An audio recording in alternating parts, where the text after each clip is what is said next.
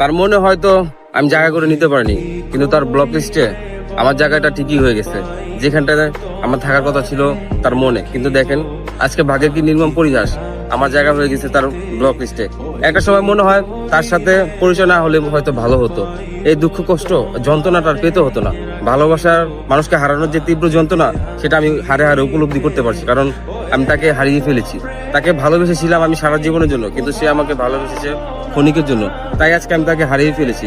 অতএব একটা কথাই বলবো, এখনটা মনে হয় তার সাথে পরিচয় না হলে এই যে কষ্ট দুঃখ যন্ত্রণা এগুলো আমার পেতে হতো না, কারণ তার সাথে কখনো দেখা হয়নি, তার সাথে কখনো আমার সামনাসামনি কথা হয়নি। শুধুমাত্র ফেসবুকে পরিচয়, ফেসবুকে শেষ হয়ে গেল, কোনো কিছু শুরু হওয়ার আগে শেষ হয়ে গেল। এই জন্য আমার ভালোবাসাটা পরিপূর্ণ পেলো না বা পরিপূর্ণতা পেলো না। অতএব একটা কথাই বলবো, তোমার সাথে আমার কোনো কিছু শুরু হওয়ার আগেই শেষ হয়ে গেল, এই জন্য আমি তোমাকে পেলাম না।